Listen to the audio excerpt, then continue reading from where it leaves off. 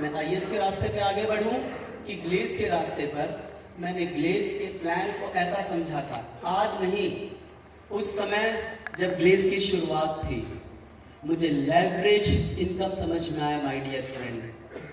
मुझे समझ में आया कि ये वो तरीका है जहां से मैं बड़ा पैसा कमा सकता हूं। मैंने दोस्तों ग्लेज को चूज करने का डिसीजन लिया, और क्योंकि मैं पढ़ने में थोड़ा इंटेलिजेंट था, मैं कहता हूँ थोड़ा अच्छा था, पहली बात शुरू में कुछ गलतियाँ करी। मेरे दोस्त जो कुछ पढ़े लिखे हैं या उनकी डाउन लाइन में पढ़े लिखे लोग आते हैं, आप उनका सम्मान करें, लेकिन उन्हें बताएं कि ग्लेज की पढ़ाई पढ़ना ज़रूरी है। मैंने मिस्टेक क्या किया माय डियर फ्रेंड, मैंने ग्लेज की ट्रेनिंग अटेंड नहीं करी ठीक से। तो शुरू के अंदर लोगों ने मेरे साथ जुड़ने से मना कर दिया। एक गेस्ट ने मना किया, दो ने मना किया, कईयों ने मना कर दिया, लोगों ने जुड़ने से मना कर दिया।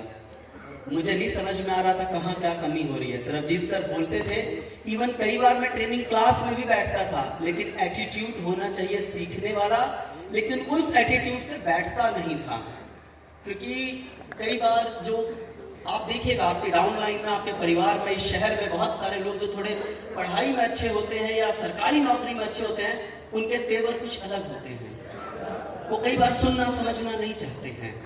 तो मुझे लगता था यार मेरे दोस्त यार मुझे बहुत पसंद करते हैं, तो कोई बड़ी बात थोड़ा है, मैं तो किसी को भी ज्वाइन करा दूंगा। लेकिन दोस्तों मिस्टेक हुआ, मैं लोगों को नहीं मतलब ठीक तरीके से ज्वाइन करा पा रहा था। तो पहली गलती क्या करी थी उस समय, क्योंकि मैं खुद बहुत कम उम्र का था, मैं सिर्फ अपने दोस्तों को बुला रहा था, तो पैसे तो थे नहीं किसी के पास।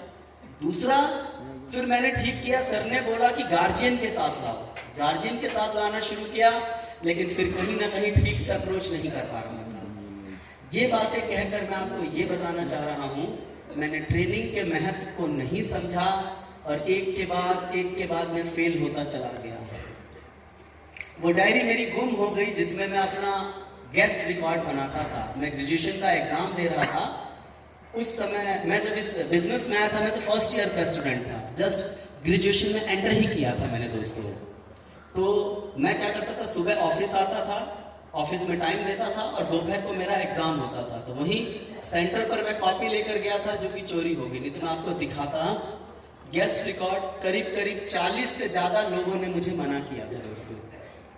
यानी इस बात से मैं आपको ये बताना चाह रहा हूँ, जो खुश आपने मुझे इतना प्यार दिया, मान दिया, सम्मान दे रहे हैं, मैंने 40 से ज्यादा लोगों को ऑफिस तक पहुंचाया है, सिर्फ अप्रोच नहीं किया है। उसमें मेरी बहुत सारी गलतियां रही हैं, मैंने गलतियां की है जो मैं आपको बता रहा हूं।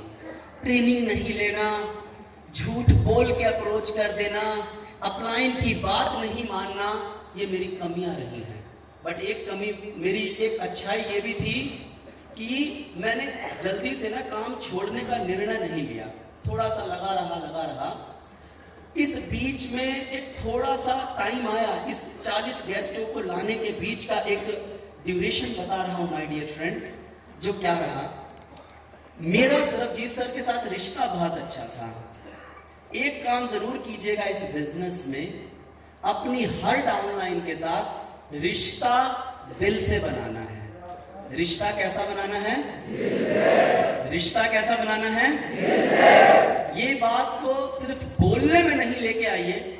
आप लोगों के बिजनेस में हैं, आप लोगों के साथ काम कर रहे हैं, वो दिल से काम कीजिएगा।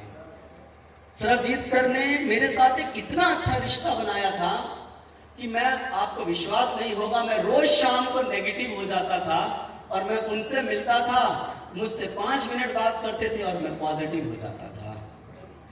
यानी इस बात को बता के मैं ये संदेश देना चाह रहा हूं कि हम में से हर अपलाइन को सरबजीत सर जैसा होना चाहिए।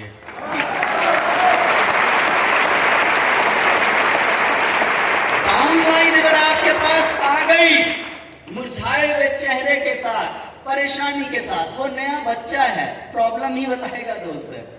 वो बोलेगा मेरे से काम नहीं हो रहा है, गेस्ट नहीं आ रहे हैं। सरबजीत सर के पास उन्हें मालूम होता था कि ये सब चीज होने वाला है। विश्वास कीजिए, मैं उनके पास बैठता था और मैं 10 मिनट में चार्ज अप हो जाता था। यही वजह था कि कई बार मुझे उनसे मिलने के लिए 3-3 घंटा वेट करना पड़ता था। मैं रुकता था मिलने के लिए, क्योंकि मैं खुद भी पॉजिटिव होना चाहता था। लेकिन कभी कभी ऐसा होता है कि मन करता है बस यार अब बहुत हो गया, अब काम नहीं करना यार।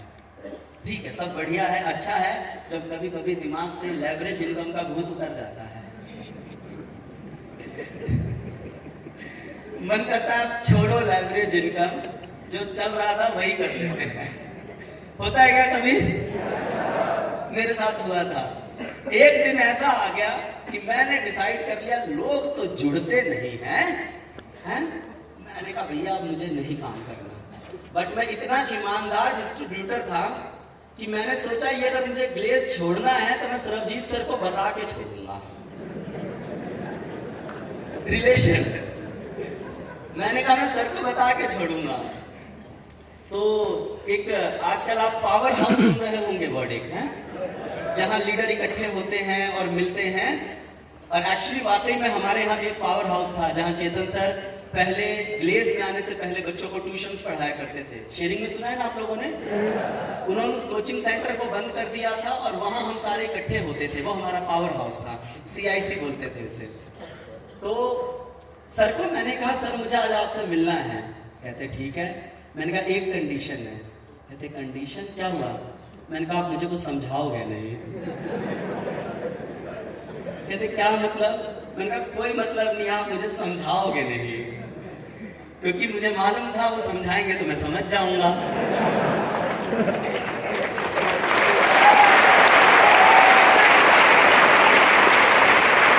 और समझना मैं चाहता नहीं था इस बार। मैंने सोच लिया था कि बस आज ये आखिरी दिन है ग्लेज में, बस। और मैं बहुत खुश था। चलो यार छोड़ो, अपनी किस्मत में नौकरी ही है। मैं आया सर के पास। सर ने पूछा बता क्या बात है? मैंने कहा सर मैं काम नहीं करना चाहता हूँ।